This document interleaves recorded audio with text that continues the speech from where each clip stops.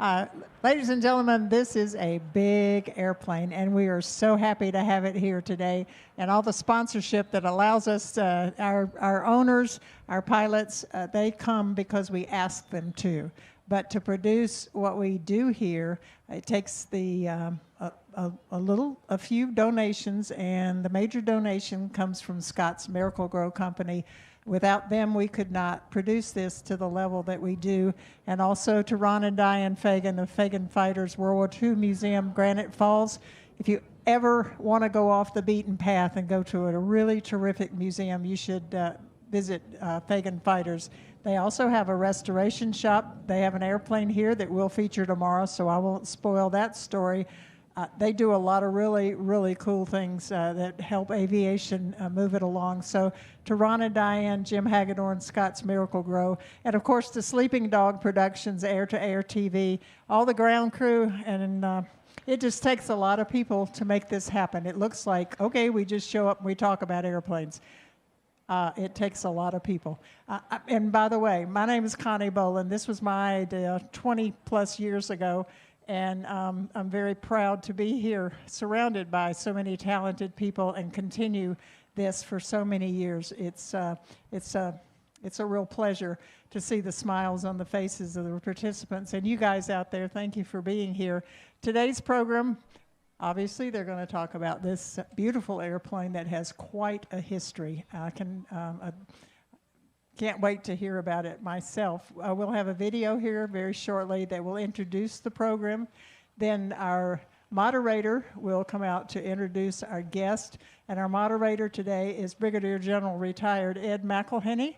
Ed has a background in F-16s, F-4s, and he retired from the Kansas Air National Guard as wing commander of a B-1B outfit. That's kind of a transition. Someday maybe we'll talk to Ed about how you go from F-16 to a B-1. He also flies little airplanes, so he can relate to what these guys did over the North Atlantic in the F-4 and then in their operation of the small airplanes in Joe Aviation. And to introduce the video or introduce the program, I'd like for you to watch the video that Scott Gaia, the talented production crew, has put together for you. Thank you.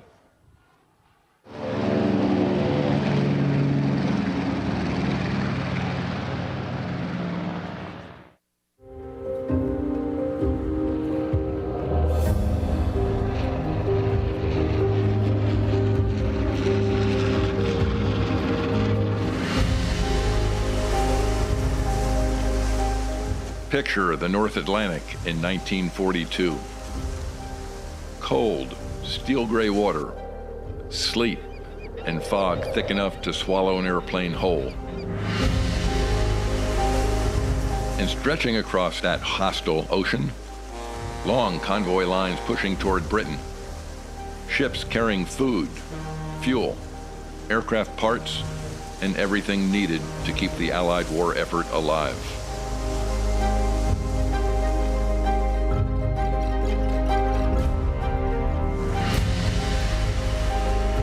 But those convoys were not alone. Hidden beneath the waves, German submarines waited. The U-boats of the Kriegsmarine were hunting. For Britain, the danger was very real. The island nation had faced blockade before, but never like this. German submarines were sinking ships faster than they could be replaced. And the British Isles were being starved. The struggle became known as the Battle of the Atlantic, and it was the only part of the war that truly worried Winston Churchill.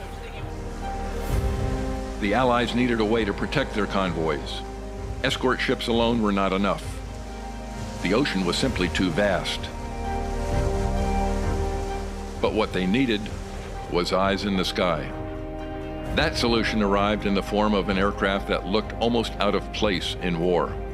A large flying boat, slow, unglamorous, but incredibly capable. The Consolidated PBY Catalina.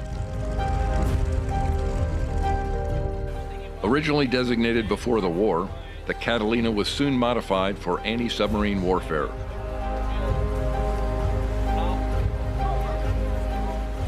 Its greatest strength was not speed, but endurance. A PBY could remain airborne for 15 to 20 hours. It could patrol the empty ocean for an entire day, waiting for nothing to turn into something. A ripple on the water, a periscope wake, an oil slick. Before escort carriers and advanced destroyer technology could fully defend the convoys, Catalinas were already there, watching, searching, protecting the sea lanes. Over the course of the war, PBY aircraft would destroy 38 German U-boats. But among those aircraft, one Catalina stands apart. PBY Catalina Bureau number 2459. This single aircraft destroyed 3 U-boats and damaged another so badly it never sailed again. That achievement makes 2459 the highest scoring U-boat destroyer aircraft in United States Navy history.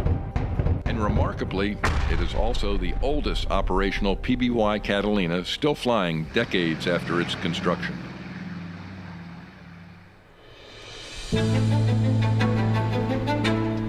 The story of 2459 begins during one of the most dramatic days in American history. It was still on the production line when the attack on Pearl Harbor brought the United States into the war. 2459 was one of the first 5 PBY-5A amphibious Catalinas ever built. Accepted by the Navy on December 22, 1941, it was the 4th PBY delivered to the fleet. And almost immediately, it was sent to the front lines. Those front lines were not in the Pacific, they were in the storm-lashed waters around Iceland. During the early Battle of the Atlantic, Iceland served as a stepping stone.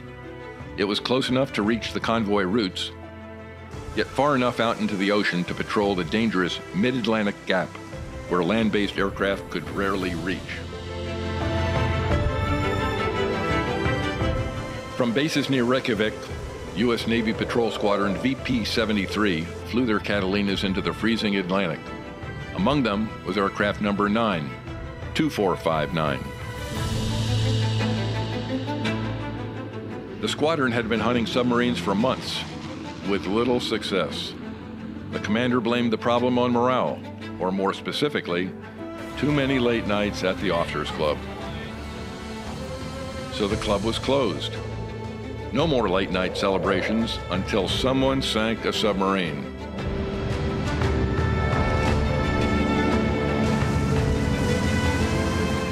Then came August 20th, 1942. Lieutenant R.B. Hopgood and his crew were on patrol in 2459. Scanning the gray ocean below, suddenly, a German submarine, U-464. The Catalina moved into attack position. Depth charges dropped from the aircraft's wings. They struck the water and detonated beneath the surface. When the spray cleared, the submarine was gone. After seeing survivors rescued by a fishing boat and watching oil spread across the sea, Lieutenant Hopgood radioed back to the base. The message was sent in the clear. No code, no encryption, just 4 words. Sunk sub. Open club. The victory made 2459 the first PBY Catalina ever to sink a German U-boat. But its success did not stop there. By the end of the war, 2459 had destroyed 3 submarines and damaged another so badly it never returned to service. Even more remarkable, it survived. It was the only one of the first 5 PBY-5As built to fly through the entire war. Today, the aircraft still carries its original fuselage and wings, and incredibly, it remains airworthy. Its modern journey has echoed its wartime past. In a remarkable transatlantic flight, the aircraft traveled from the Netherlands to Scotland to Iceland then onward through Greenland and Canada before reaching the United States. Following the same routes once used by convoys it protected. Today, 2459 has been lovingly restored by the American Heritage Museum.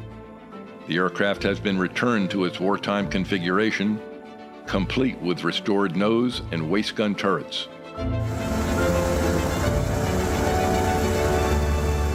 But the goal is not simply to restore a machine, it is to restore a story of long patrols over a cold ocean, of crews who searched the empty Atlantic for hours, waiting for the moment when a faint wake on the water and a submarine below. Because in 1942, a slow-flying patrol plane circling above the North Atlantic could change the fate of ships, and sometimes entire convoys, one sighting at a time.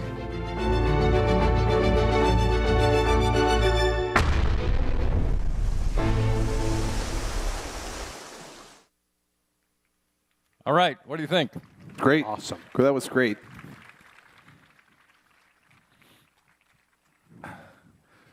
Good afternoon, ladies and gentlemen. Ed McElhenney, I'm back again. You'll meet some more later on this week. Gentlemen, here, please have a seat. Thanks for being here. We appreciate it very much. And the two gentlemen I have to my right here have everything to do with bringing this airplane here.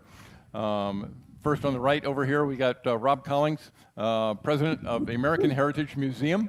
Okay, I should say president and pilot. Okay, yep. And pilot and historian, and this guy is just a wealth of information, Joe Scheel, and he is also the pilot and historian for this airplane here. The way we're going to work things today is going to be talk a little bit about why it's here, how it got here, talk a little bit about the airplane, talk about, hey, a walk around the airplane, and then we're going to open up the questions afterwards. But this airplane, from a personal standpoint, I think it's really cool. You know, you see the glamorous fighters out there and all that stuff. Yeah, they're pretty cool too. But I think this is a record. I think it's about the biggest airplane we've had on this ramp. And I compliment our flight line guys, wherever they are, for moving it in here, because they did an outstanding job. And you guys over there are really lucky because you're sitting in the shade over there because of the wing. But it's a 104-foot wingspan, as I remember. And yeah, so a beautiful restoration job. And when we're afterwards, after the questions, hey, if you want to come up and ask questions some more and walk around the airplane, you can help yourself. But with that, I'm going to start, and there's a variety of ways I could start, but I'm going to simply say, okay, you know, a PBY Catalina, and not the glamorous airplane, but yet, hey, it did a very, very important job. So I'm going to say why. Why do we have this airplane here right now? And Rob, you want to answer, or Joe? It's up to you either. Why is this airplane here? So I think the video did an amazing job stressing how important the battle for the Atlantic was. That someone like Winston Churchill said, "I never lost a night of sleep over the Battle of Britain, but I did over the battle for the Atlantic." When you think of how wars are won, it's logistics, production, oil. Everyone has troops that fought valiantly, whether they were German, British, American, Japanese, all of them fought with great honor. It was the ones who were supplied that won. Mm-hmm. And this made sure that they were supplied. If those supply chains got cut off by the U-boats, England would fall, the Soviet Union would fall, and the Soviets took out 8 million Germans that we would have to deal with. Mm-hmm. If we didn't have all of our bases in England, there would be no 8th Air Force. There would be no D-Day. All of these events would have ceased from happening. So the wolf pack were out there hunting the sheep as they were coming across. This is the sheepdog that protected them. Absolutely, it is. And Joe and I were having this conversation earlier, but it goes well beyond that and earlier than that. Where did it really start? You know, the sea lanes we're talking about. Yeah, the United States and the United States Navy, the reason for the Navy's existence goes back to Thomas Jefferson, who actually didn't want a Navy. He didn't want a standing military. He felt that freedom was something that was free. People could choose that if they wanted.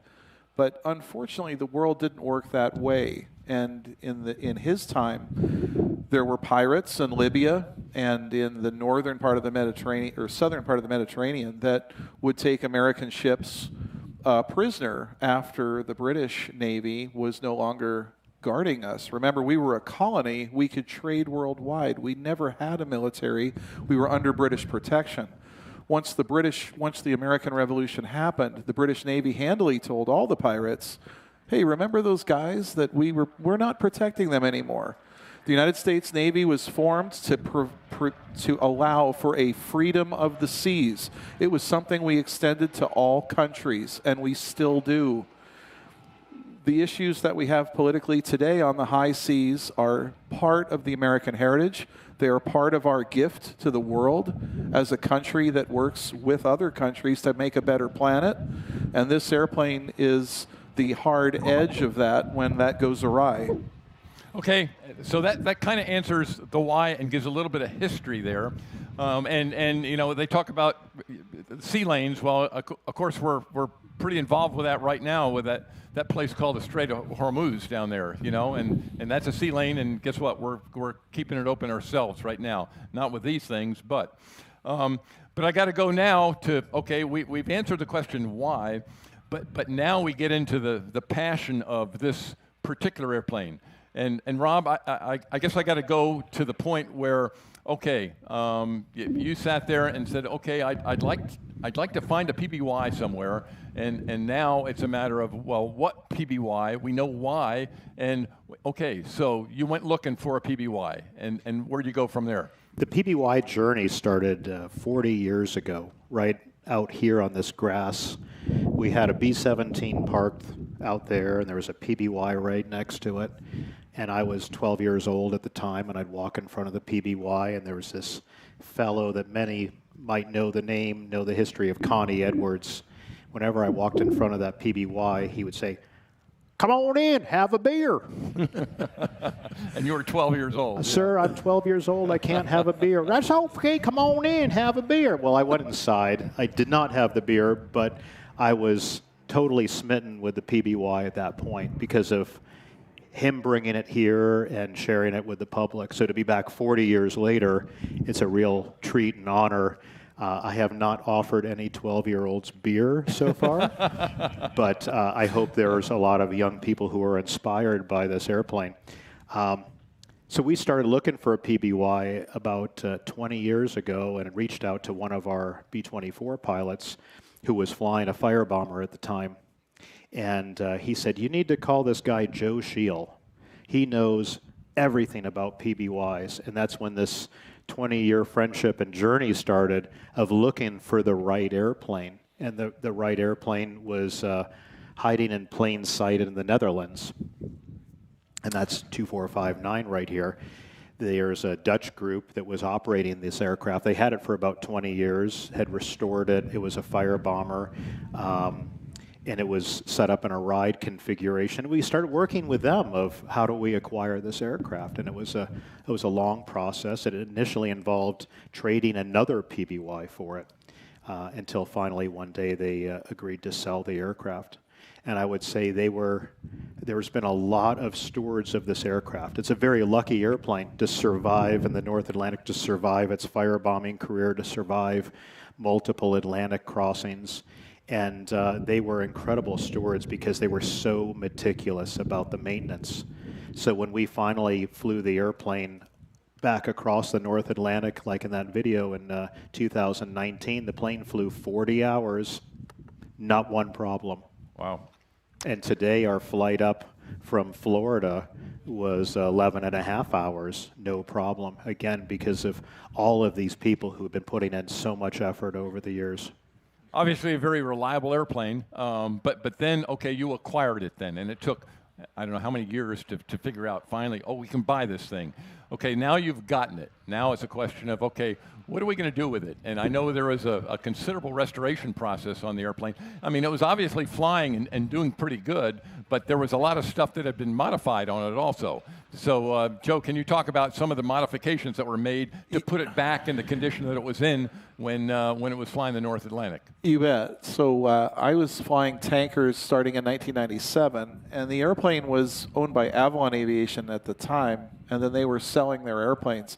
All PBYs were what are called 28-5 ACFs. It's a consolidated civilian conversion of a Navy PBY.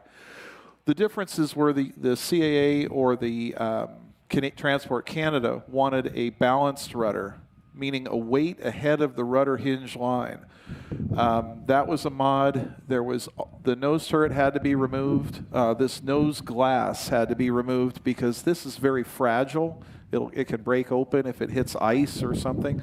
There are a lot of specific modifications to reverse a lot of what the Navy had. When we bought the airplane, we went the complete other way. We knew the type certificate we would lose. This would become an experimental airplane instead of standard category, but we corrected the rudder back to what we call an unbalanced, no counterweight. We put the bomb nose in, the turrets. All civilian equipment was removed. We found military equipment to put back in. That was probably 7 years on eBay by a host of people that are all friends and helpers of this American Heritage Museum. A lot of guys in the stands here devoted their time and money to find little parts. The specifics of the airplane were we wanted to, as close as we could get the aircraft to August 20th, 1942. We had a specific place in time that we wanted to present to audiences. And so we couldn't go on eBay and buy a 1945 radio or a 1948 radio. It had to be prior to January or February of 42 in build date. And we did pretty well. But the airplane represents very accurately a beginning of the war, opening day show for an airplane like this. And remember, when it was crewed, it was not crewed by recent enlistees. Those guys were all going through paperwork, going through basic, getting into the military. This was January 42. It was less than 30 days after the attack on Pearl Harbor. This was people that had joined the military to make it a life, and they were working this airplane on those early days. So to kind of amplify that of how early this airplane entered service, the first combat mission it flew was 70 days before the Doolittle raid. Mm-hmm. So it's very early in the war. Now, the restoration side, there's so many steps and hundreds of people that are part of this, but this aircraft was donated to the museum. One of the donors is here, David Prescott. There's been sponsors who've been helping with the restoration, and Gary Applebaum's here today who's been helping us financially with that. And then there's this team over here from American Aero Services that spent their 7 years of their lives working on an 8-year restoration. And I say that because I think Casey Luttrell in the last 3 months has put in a year's worth of work to get this airplane perfect. And you cannot, there's nothing you can do to buy that level of dedication. It has to come from within. The obsession he had to making everything right.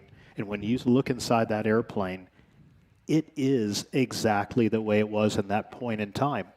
Not just a PBY, but when you look up at the star under the wing, you'll still see the red meatball underneath. Because when it was delivered, it had those red meatballs. It had the red and white stripes on the tail.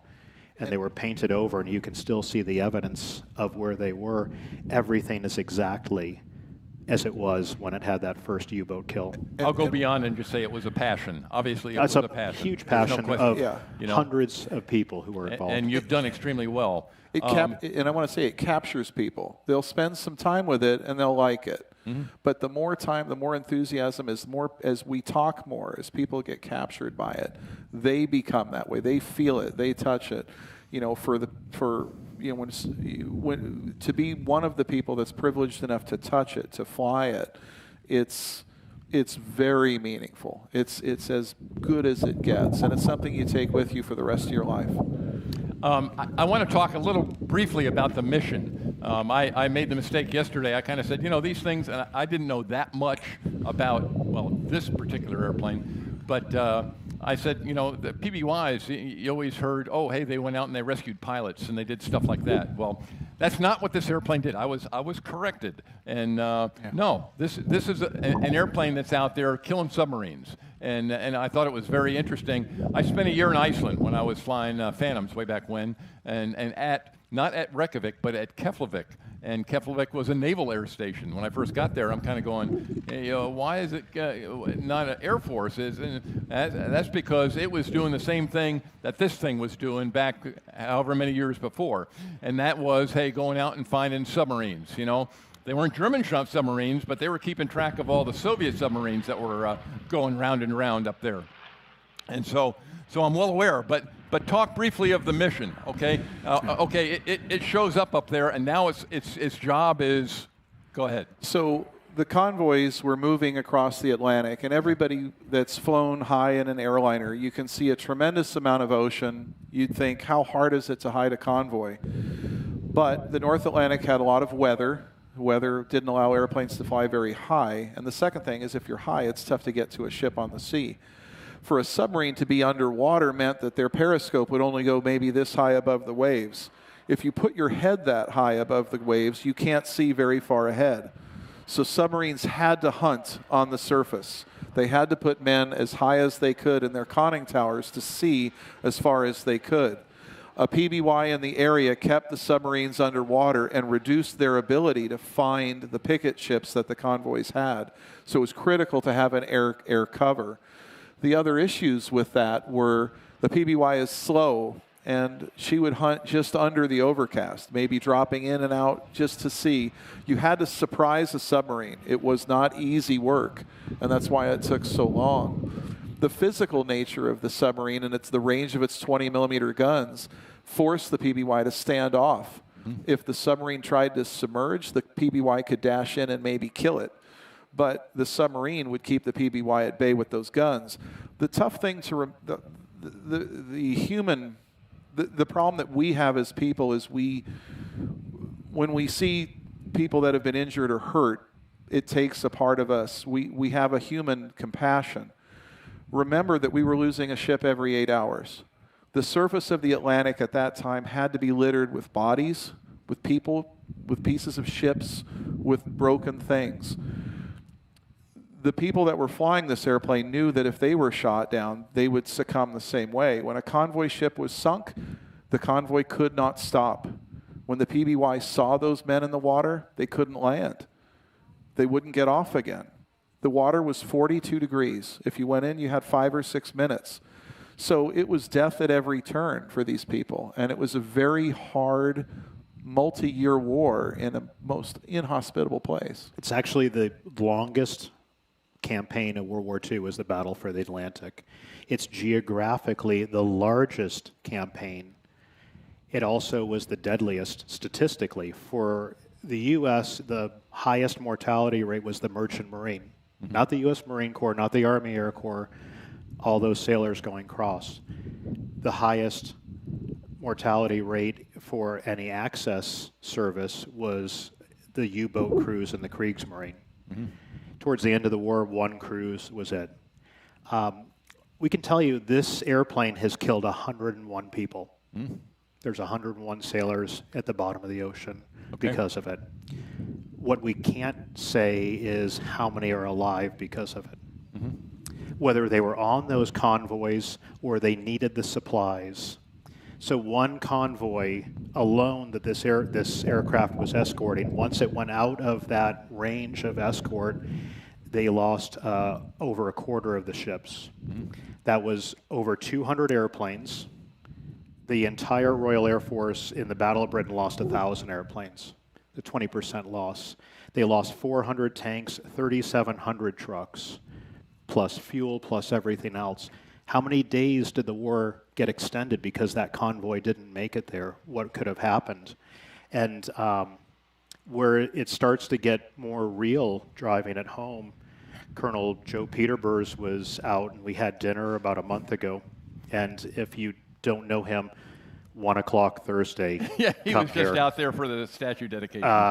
You know, I'm a lifetime member of Joe's fan club. He is an amazing American. And we were having dinner, and one of our trustees' wives said, "Sir, what were you thinking when you bailed out of your Mustang at 300 feet?" I was thinking, not a whole lot, because you're not going to be in the air for very long. But he said, "I didn't want my mother to get another gold star." That he had already lost a brother. Yep. and his brother was killed in the Atlantic hunting U-boats. So that became very real to have that connection. Well, you think about just killing one U-boat. You know, how many ships did you save? You know, by just killing one U-boat. That U-boat, who knows how many ships it could sink and how many people it would kill if you. So, here we go.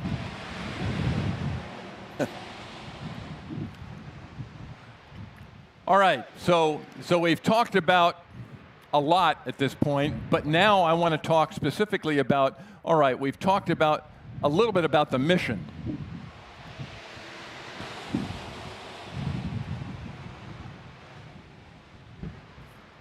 I think that's Delta Airlines. They have a flight this time every day. And they're late, too, probably.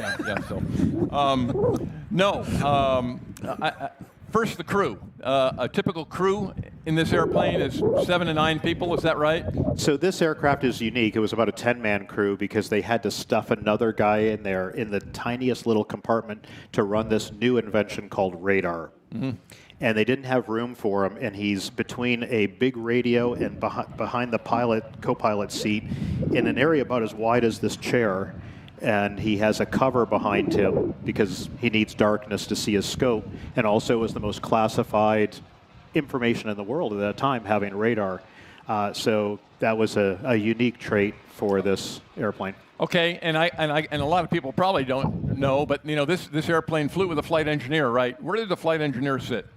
The flight engineer is up in the tower, and what's really special about this airplane is the 28.5 ACF. The mods meant that you had to bring engine instruments, everything out of that tower and into the cockpit, because post-war we had developed enough intelligence, perhaps, as pilots, that we could actually look at oil temperature and oil pressure and know what it meant. In this day, when this airplane came out, the flight engineer kind of felt that that might be too much for the pilot. We probably shouldn't stress them out. So the interesting thing about this airplane today is there's no oil pressure, there's no fuel pressure, no oil temperature, CHT. None of that is in the cockpit. Oh. That's all in the flight engineer situation. And when you go through the airplane today, you'll see a switchboard in the cockpit where you would flip a switch that sends a light, that sends a message to ask the man in the tower if I can have more power, if I can have the floats down. So it's a crazy neat, Captain Smith type of situation. Yep. All right, let's talk about, okay, this is a killer. It's going out there and kill a submarine. How's it going to kill a submarine? You see you've got some machine guns in the blisters back there, but what was the primary mechanism to kill a submarine with this airplane? So the machine guns are to deter the crew from shooting back at you. There's no way you're ever going to sink a submarine with a 30 caliber machine gun in the front, 250s in the waist, and 130 in the back. Most of the time they were using depth charges held underneath the wings. The very first victory this airplane had, the depth charge actually landed on the deck of the U-boat, so they were really good about dropping it. And a very, very brave German sailor ran out there and rolled this 300-pound depth charge off the deck, saving the submarine, except depth charges only work with pressure from going down a certain depth. So I guess technically it only has 2.5 victories because the first one might have been a shared victory with the sailor. On that one, they were surfaced and most of the crew survived. The next victory was again with depth charges, but they were getting really. The Germans were getting very aggressive. They would want to duke it out on the surface, and if you're shooting at them with a 30 caliber machine gun, and they have 20 millimeter cannons and 40 millimeter cannons on their deck, that's not a very fair fight. So by the time it came around to its third victory, they decided they're going to up-gun this thing. They're going to give the sheepdog some teeth. And they had a P-38, which had an accident in Iceland. They stole the 20-millimeter cannon out of it, and they mounted it through this little ice hole here. On this airplane? On this airplane. There's a 20-millimeter cannon sticking out. And as they're diving in on that U-boat, they're going to let loose with this 20-millimeter cannon. They're going to show them who's the boss now.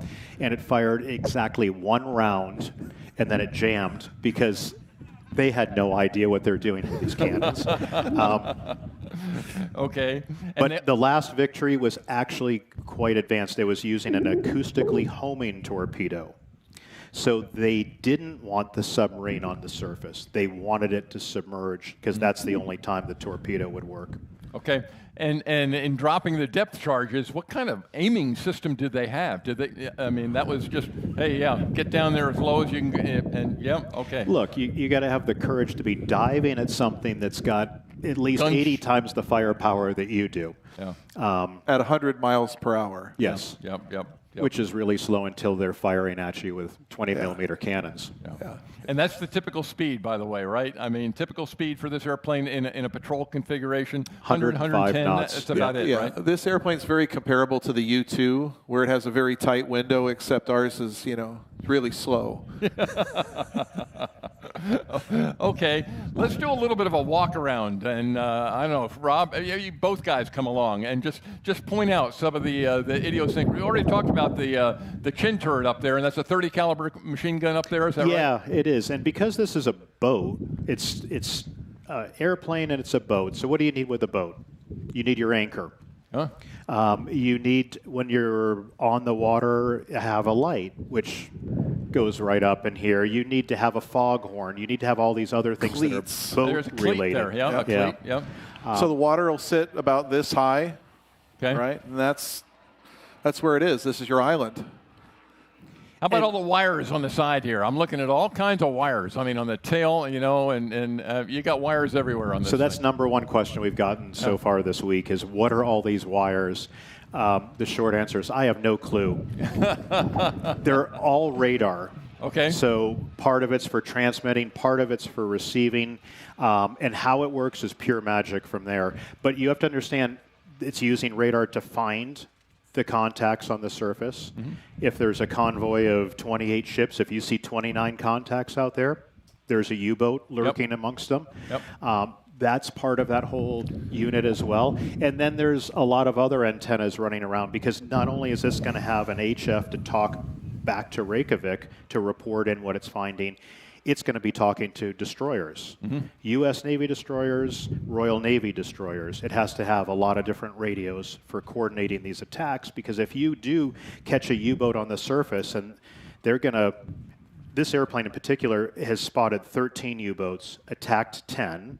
We know about 3 that it killed. 1 it had a shared kill, and it severely damaged a 5th. So it was quite successful, but a lot of times it can't be successful by itself. So there were shared kills, because if they're going to start firing at you, you just stay out of their range.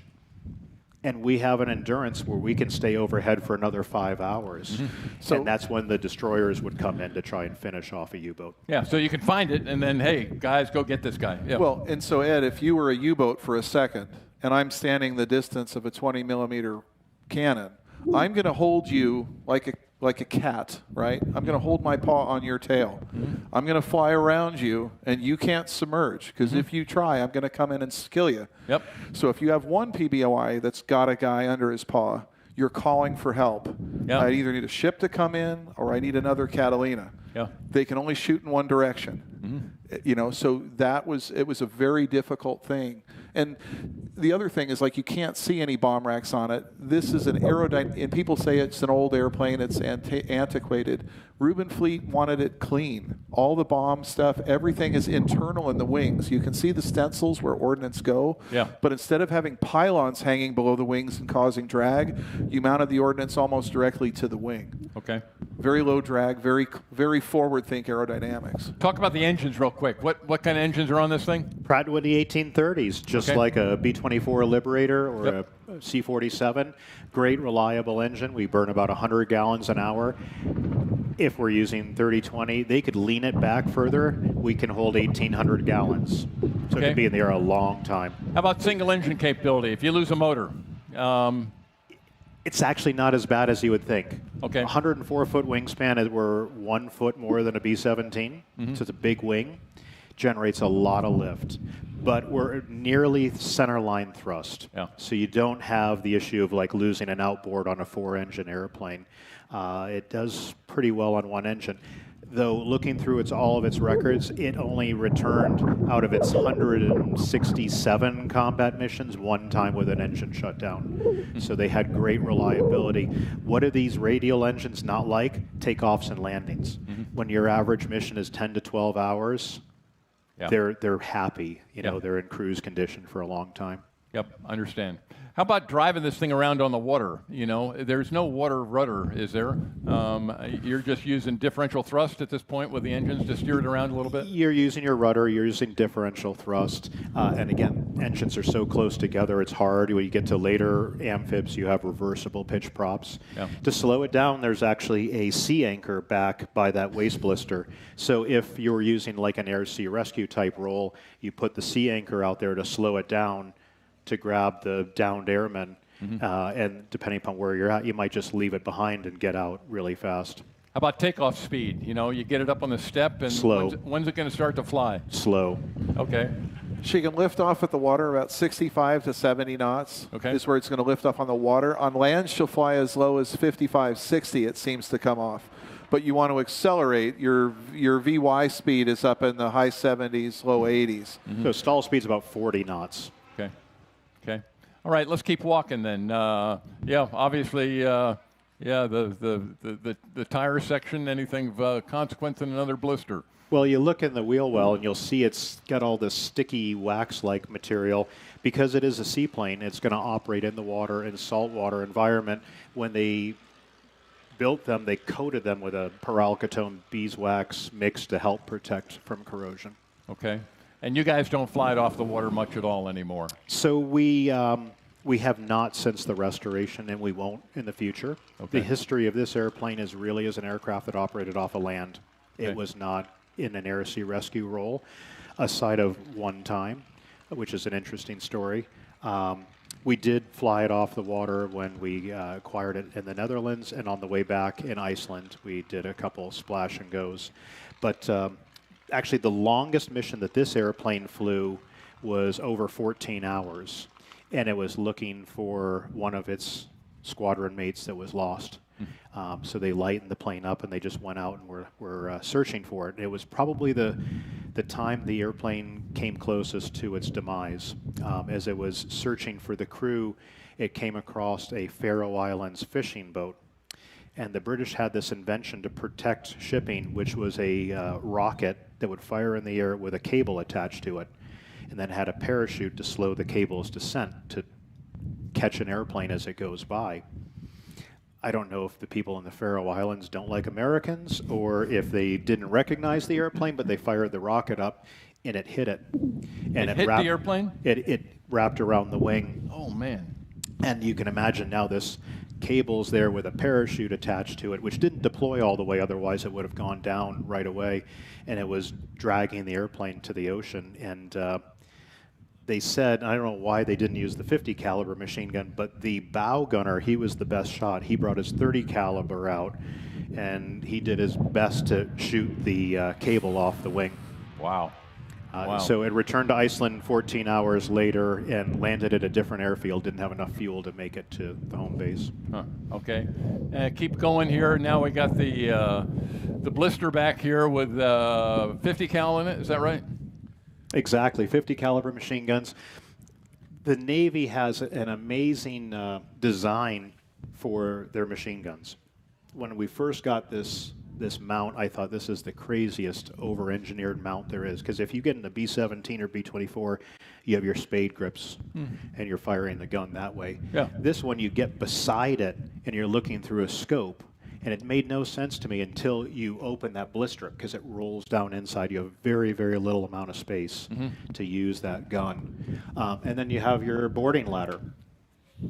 Wow. Which was used when it was in the water or on land. Other things will be the fuel dump, unique to PBY's restored. This is the only plane that has it. We put it back on, but that was to get rid of fuel, just in case when they were launching on these patrols, they'd be overweight.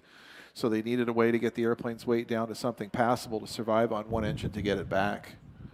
It is incredible to think about a twin-engine airplane that's empty weight is almost 23,000 pounds. Yeah. And when they were flying, they were above 38,000 pounds. Wow. Just with all the fuel, crew, and everything. Wow. Okay, we're getting close to question time here. Anything else of consequence during the walk around here? And we didn't talk a whole lot about flying the airplane. Is it an easy airplane to fly? Very stable, easy to land, easy to take off? I mean, no big deal? It's a stable airplane in pitch. It's interesting in yaw because it has massive ailerons. So you put the aileron in, you kind of wait a little while till it does something, but it wants a lot of rudder, a lot of asymmetric drag. And then as you bring it out, you're bringing the rudder back again. So very rudder-intensive aircraft. I like flying it. It's not fast, but whenever we get in this aircraft, we are in the most historic airplane in the air. Yeah. That's very special. How about Joe? What do you think about flying it? I love it. I've flown. It's Rob's resume is great. He's flown 2 PBYs, and both of them killed submarines.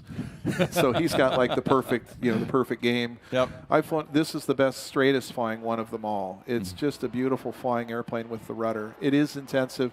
My experience is more GA. I'd say it's very different than general aviation aircraft. It's heavy.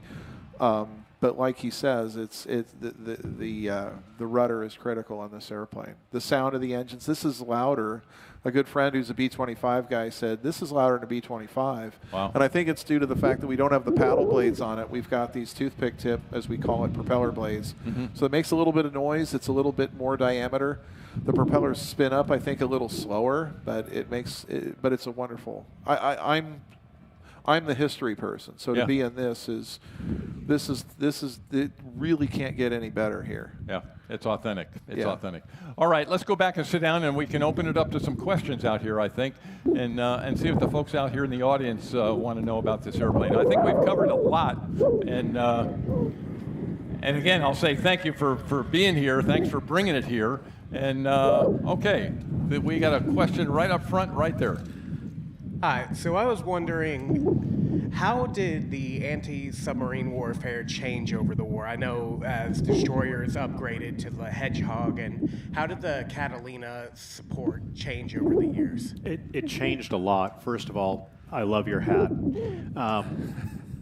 So at the beginning of the war, the radar was very new, and in fact, we restored this aircraft for a certain point in time because after its first kill, the radar arrays changed. So that technology was a big influence, and the way they use tactics. So we're talking about coordinating with other PBYs coming in, using ships to come in. So the Germans initially, they wanted to dive. If they were spotted, it was crash dive. And then they decided, well, we can fight back, and they created the Winter Guard, which had this large gun deck. And these were very well equipped. 4 20-millimeter cannons, just like you'd see on a flak thing, like a Vespa armored vehicle or on a mount, but basically a quad 20, which is tough even for a Phantom. So then they were wanting to duke it out on the surface. Once you did that coordinated attack, they thought, we want to dive again. Well, that's when we came up with acoustically homing torpedoes. We want them to dive. It doesn't work unless they go underwater. So it changed quite a lot on both sides. The most important victory of this airplane was its third, I would say, even though the first was the first. But the third was the one kill, and then after that, Admiral Durnitz pulled the U-boats out of the North Atlantic. It's literally won the war at that point. They had to change their tactics. Absolutely. Yep.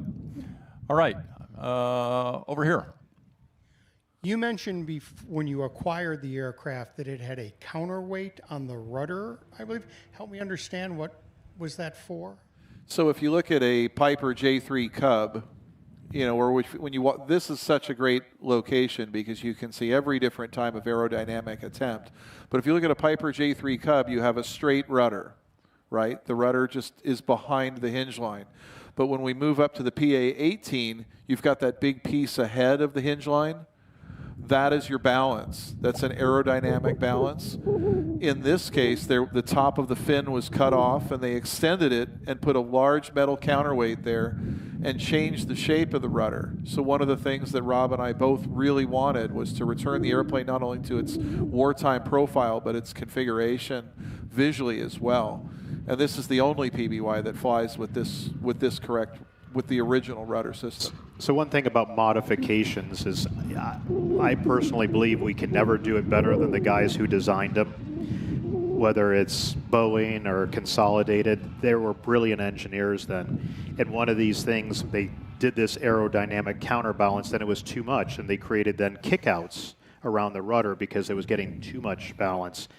The great part of that is when they put those on, they left the blue paint underneath. So fortuitously, when Casey removed them, boom, we have the blue. We're able to match up to it. So thankfully color. They did that. Wow. It was very hard for us to know, and we had modelers, you have historians, everybody saying it was this blue, it was that blue. But when we had the actual blue, that's it. So if anybody ever tells you they didn't have, this is it. We took it off the plane. And in fact, it still carries some of its original blue paint. There's an area back there where we taped it off and left it. Wow. Wow. All right, another question right there up front. In your excellent program here today, you have focused on the Battle of the Atlantic and the role of the airplane as a sub-killer. You may not know, but could you comment on what the role of the airplane was in the Pacific? I believe your question was in the Pacific. Yeah. So Pacific, obviously the PBY's history goes right back to December 7th, 1941. A PBY was coming in to Pearl Harbor early in the morning and thought they spotted something. They called the destroyer Ward, and the Ward came out and made an attack on a suspected submarine in the lanes off of Pearl Harbor. They happened to actually sink the first Japanese midget submarine by ramming and such, and a PBY spawned that attack.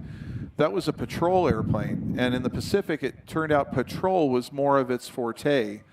Obviously, the Battle of Midway was spotting the Japanese main body, was from a strawberry-coated PBY. The PBY also, of course, did spotting in the North Atlantic during the Bismarck chase and other things.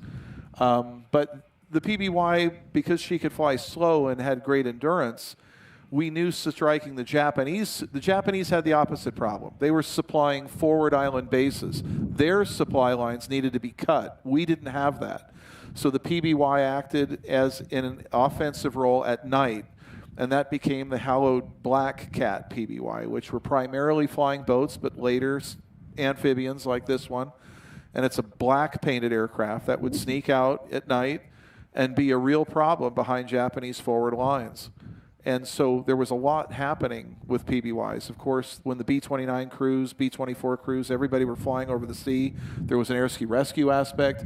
The airplane did many, many things. She didn't have just one role. And it wasn't just U.S. Navy. It was Royal Navy. It was U.S. Army Air Corps. They were OA-10s for air sea rescue. So there's a lot of people who are around today because their grandfather was picked up by a PBY. How many did they build? About 3,300 or so in that range. Half of them amphibians, half of them boats. Okay. And how many are left? Well, 6 flying. Yeah, the tough part about the Catalina is, and the tough part about any aircraft, and this is something for those that aren't quite totally knowledgeable. A flying aircraft is an incredibly complex living thing. It needs to have fluids, care, and proper feeding and housing for it to survive, just like any living thing. If you stuff it, if you shoot that bear and stuff it, you can put the bear in the yard, you can put it in the den, but it's not really a bear. And so we have that problem with PBYs. We have a lot of statics that are not doing so well, and we need people with vision to come out and find the history of a PBY that they want and go after that airplane and save it. Mm-hmm. Understand. All right. Other questions out there? Are we done? Oh, yeah. At the very end there? Oh, there's one right up there. Go ahead. Thank you for restoring such a meticulously nice aircraft. Between the engines, on the leading edge, there's a circle there. What exactly is that for? That's an ADF antenna. That's for direction finding. Automatic direction finding antenna. And it's interesting because it's not very automatic. You actually have a wheel there. You have to physically turn it to tune it. Okay. We got another one down low here. When When did the PBY first enter service? I want to say the PBY entered service 1935, 1936 with the PBY-1. And the one there weren't blisters on the airplane. There was just simply the nose turret. And then the -2, -3, -4 were all general iterations as the engines got more power. The early PBY, I think it only had around 700 horsepower a side. This one has 1,200, and she can carry more war equipment. But the PBY grew, and by 1941, we had the -5 model, which they were building in flying boat form, and then the amphibian came up as a necessary modification. But they built amphibians and boats together on the production line till the end of production. And so this is the 4th amphibian built in December of 1941, and the 300th PBY overall of the 3,300. Okay. All right. Another question down here. So that forward nose window under the turret, how is it used when it came to submarine hunting? Like, is there any instruments behind it, or did they use it just purely visual? Yeah, so right here. This is the bombardier's window, and if you look inside, there is a Norden bomb sight. So they had that technology, which had probably no use when you're diving in. That's designed for level bombing at a higher altitude. You'll also notice like this roll-top desk type material here, which they would close. If you're doing a water landing, you don't want the water smashing against this. It protects it from ice, but it protects it from water. And then on the inside, there's another panel that goes in there and locks into place if you're doing a water landing. Okay, we got one more down there low on the right. Yes, thank you. I understand that from other restorations there is a considerable wooden structure in the wings and fuselage, and many of those airplanes were in very bad shape in the interior of the structure. And I understand that your airplane was in better shape than that. Is that right? This PBY, as far as I know, only has the navigator table and the the radar operator table that's wood.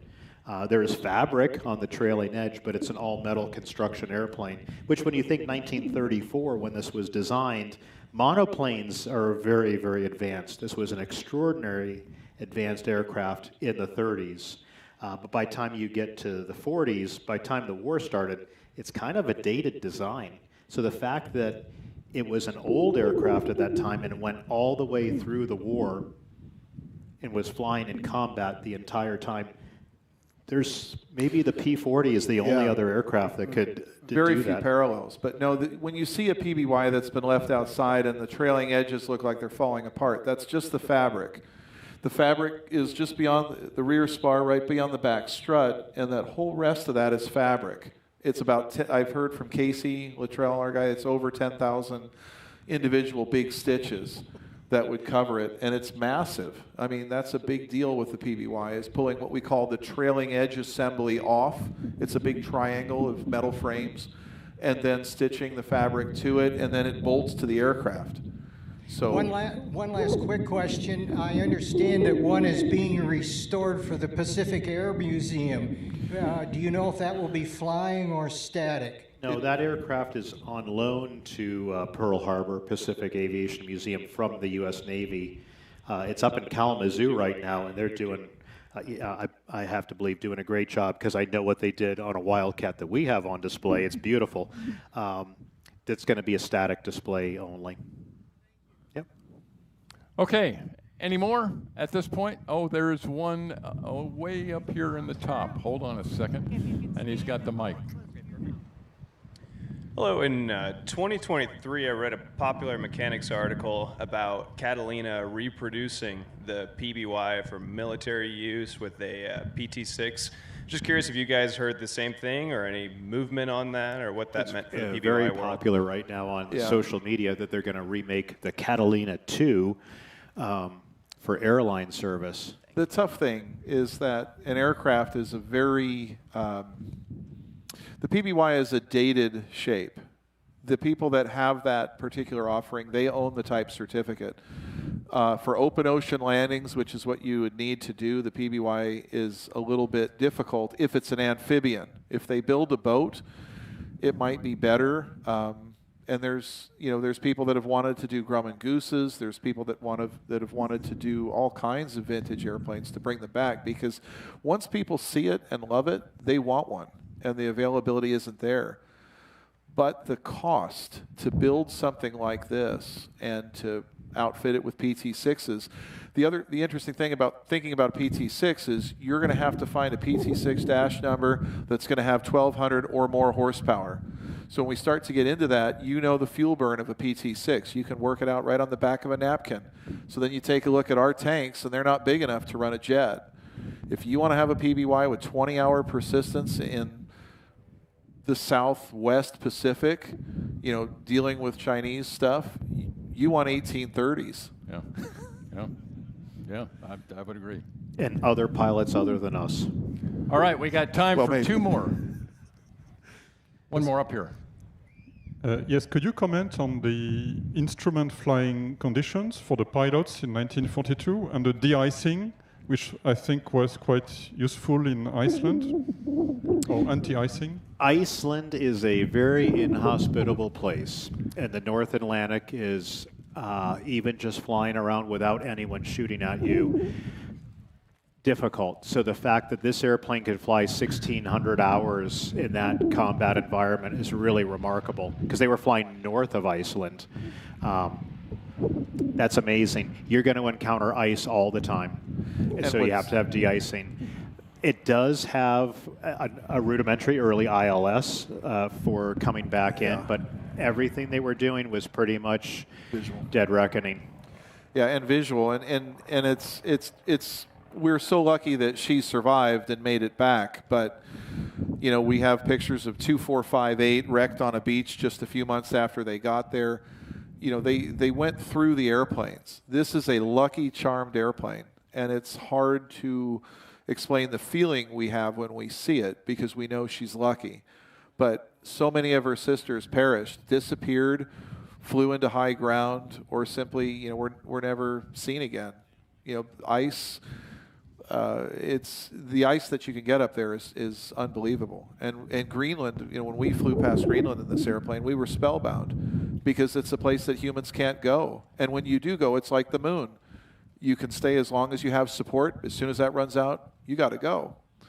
So it was really neat to see that through this airplane's windows and to know what it had seen. That's one of the biggest experiences, I think, of my life.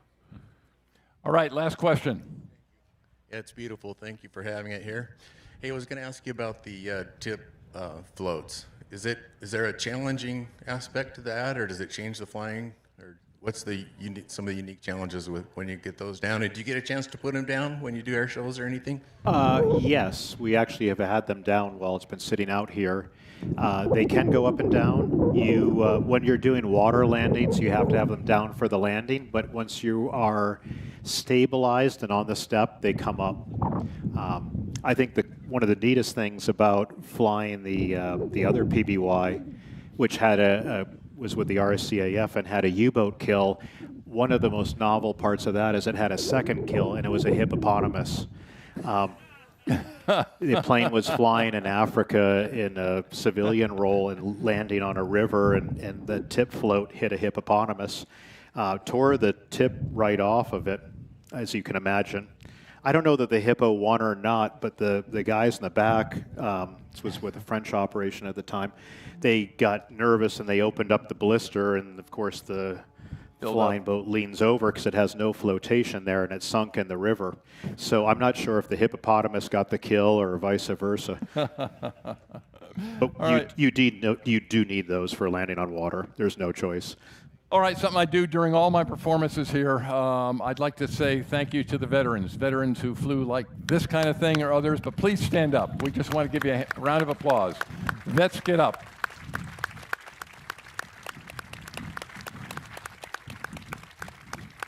Thank you for your service.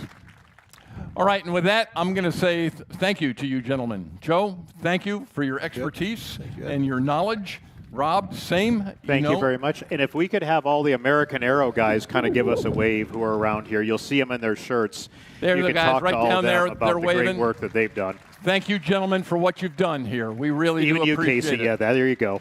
And the crew is large with this airplane, but everybody that has a shirt right now is pretty much a crew member. So you'll see Gary Applebaum, Doug Berkey, Harley Cluxton. I mean, everybody here that's got a shirt. We love to talk about our airplane. My wife, Becky. We're all thrilled to be here, and we're very happy to talk about this till it rains or the sun goes down. So, folks, come on down if you want to take a look and ask some questions. Otherwise, we've got another show. We got 2 P-51s tomorrow. So thank you all for being here. Thank you.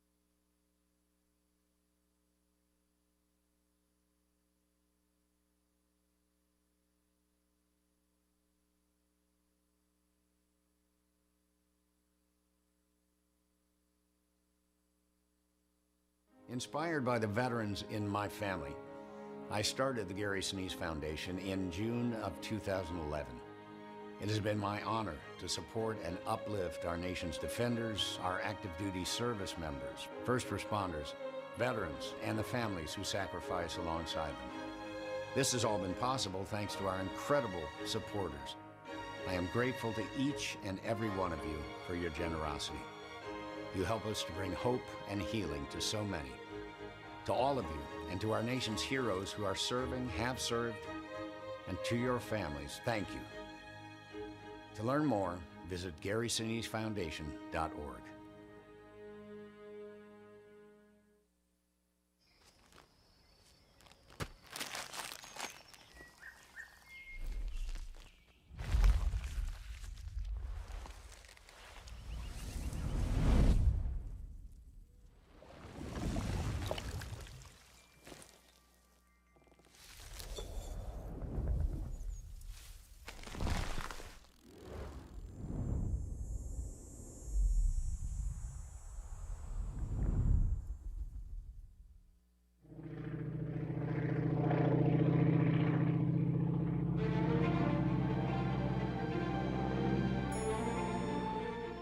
"40 years ago, a community came together with a shared purpose: to train better, fly smarter, and make aviation safer.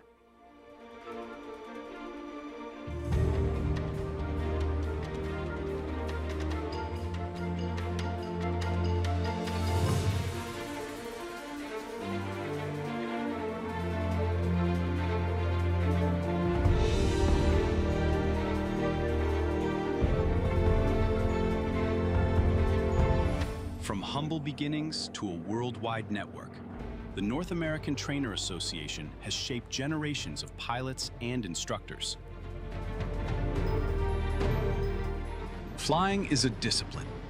It's the early mornings, the checklists repeated, the lessons learned again and again until precision becomes instinct. And safety? Safety is an attitude, a mindset carried into every decision, every flight, every generation we train. For 40 years, the North American Trainer Association has stood for excellence, not just in how we fly, but in how we think, prepare, and lead.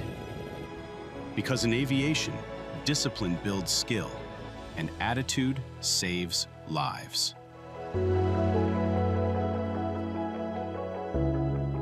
Here's to 40 years of commitment, and to the future we'll keep shaping together.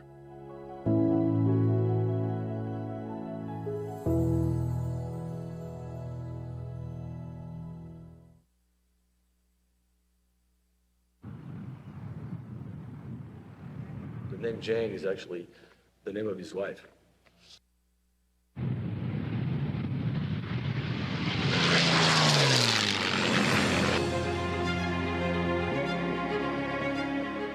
Making it exactly how it was flown by actually Britt Marshall, who was the AA pilot.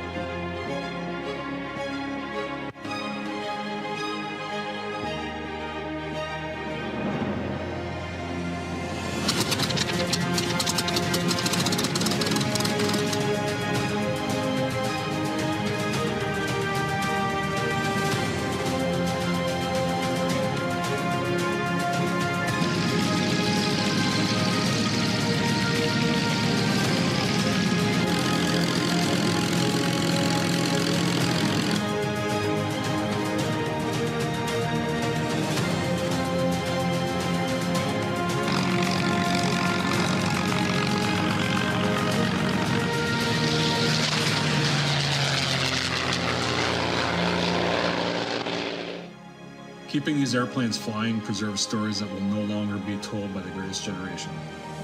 Through restorations and flying, we were able to continue their legacy and remember their sacrifices.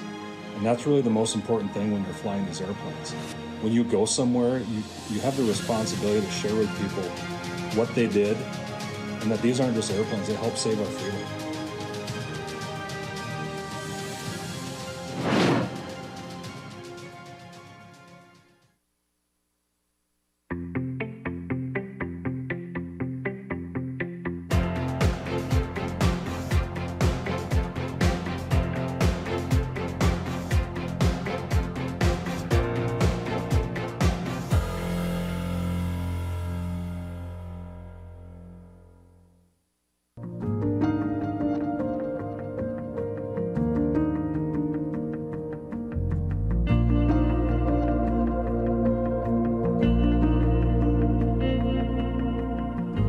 It's hard to imagine a more podcast-worthy aviator than Robert Hoot Gibson.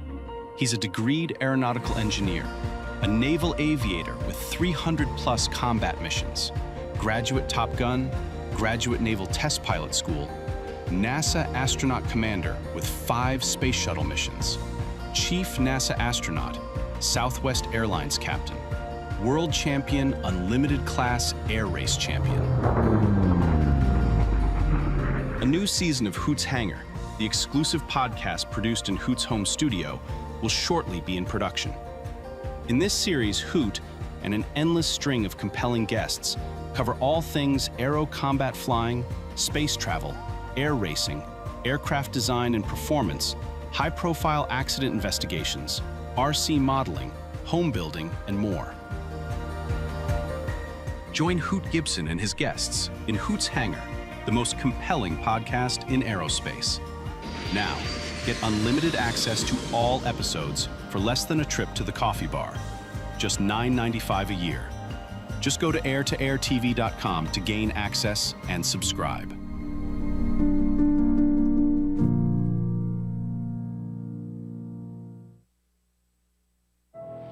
Buck 1, Warhawk 40, second cam has bragged. Warhawk 40, Fox 1, have you loud and clear. Enemy vehicle, IVL, Blue Mountain runway. As much as I'm looking forward to having a successful mission, cleaning all this up and getting back, it's kind of sad that this could be the last time that these guns ever fire again.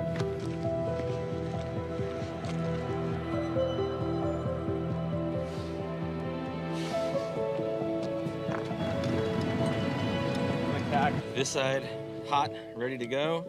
That side is moments away from all 6 ripping down range. 3 is hot.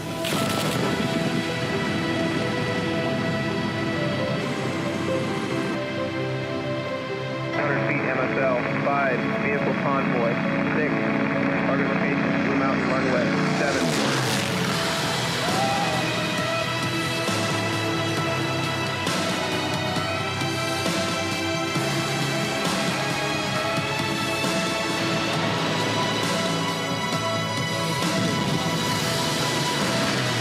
Attack heading 200.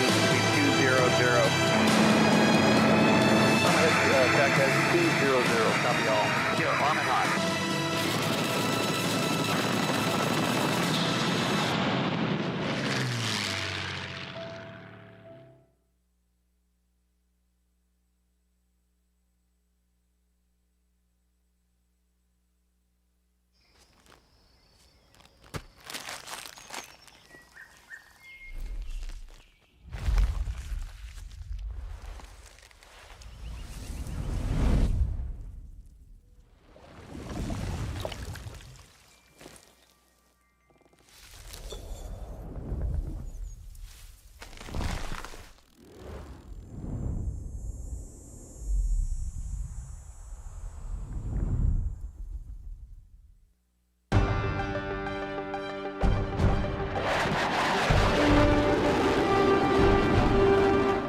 I guess I was fairly apprehensive the whole time that I was flying in combat.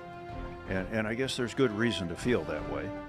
I'm there to cause a lot of damage and a lot of harm, and therefore they would like to damage me. And I was 25 years old at that time.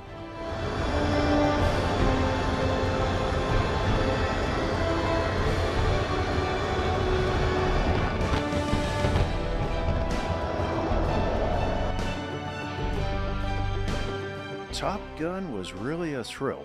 I must have done well in actual combat because at the time I was just a lieutenant junior grade, which is a first lieutenant in the Air Force. And so I may have been the very first lieutenant junior grade to go through Top Gun.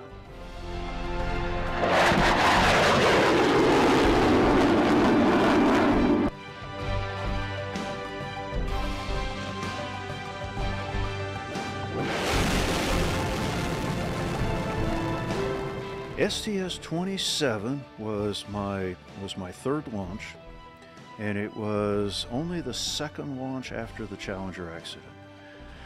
Well, I will never forget, we maneuvered the arm, and Mike Mullane was my arm operator, so he moved the arm over there, and we brought up the television image of the right wing, and I looked at what I was seeing, and I said to myself, we are gonna die.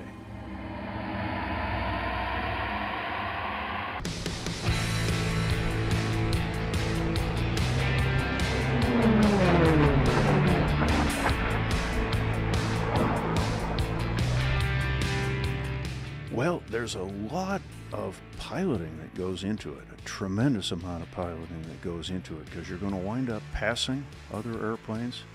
You're going to get in a duel with another airplane that's fairly closely matched.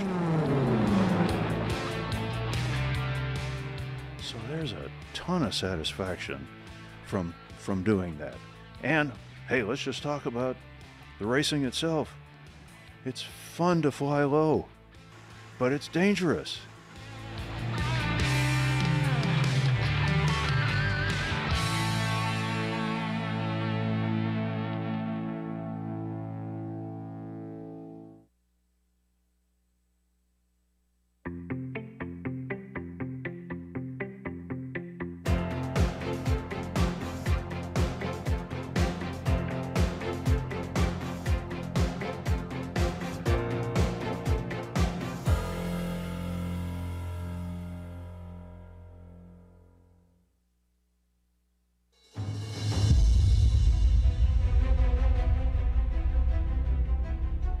In 1937, Japan began a war of conquest to gain control of China's vast natural resources. Japan needed them to supply its planned conquest of the entire Pacific region. By 1941, estimates are some 1 million Japanese ground troops were committed to this effort, and the Imperial Air Force had begun a merciless campaign of indiscriminate bombings of Chinese cities and civilian centers. The loss of innocent life and suffering was incalculable. China's Air Force was all but non-existent. There was no way to defend the cities. But in 1941, Claire Chennault, a retired U.S. Army Air Corps officer consulting with the Chinese Republic, convinced President Roosevelt to let him recruit and supply a volunteer force of U.S. pilots to defend China's skies. The legendary American volunteer group, Flying Tigers, were born.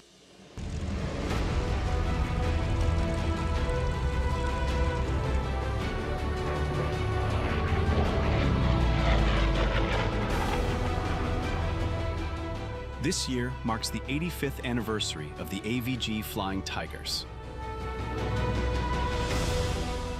Perhaps you've been concerned with the failure of our schools to teach the history of World War II, the event that literally shaped the world we now live in. Air-to-air-TV.com is a growing archive of World War II history. With this special offer, you can give the gift of history to a student or anyone who will value it for less than a trip to the coffee shop. Just go to air-to-air-TV.com to gain access and to give the gift of knowledge.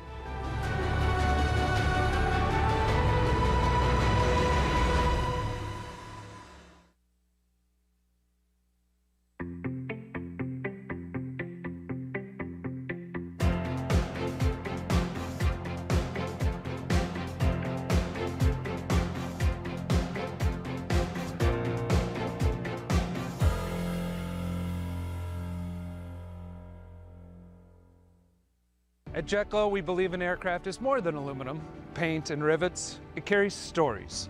Stories of sacrifice, stories of service, stories of the men and women who stepped forward when our country needed them the most. As a veteran myself, I understand that these aircraft are not just museum pieces. They are flying reminders of the courage, skill, and sacrifice of generations before us. That is why Warbirds in Review matters. Every time one of these machines starts, taxis, and takes to the sky, history becomes real again, not just for pilots, not just for veterans, but for families, young people, and the future generations who need to see it, hear it, and feel it. At JetGlo, we are proud to support the Warbird community, aircraft owners, operators, and the people who work so hard to keep these aircraft flying. We specialize in aviation-only detailing, aircraft appearance and preservation care, bright work polishing, window restoration, ceramic coatings, and condition maintenance, because preserving an aircraft's appearance is part of preserving its legacy. JetGlo is based right here in Oshkosh, and we are proud to support Warbirds in Review. To every veteran, restorer, crew chief, pilot, and volunteer who keeps history alive, thank you. JetGlo is proud to stand with you, because every flight deserves a JetGlo.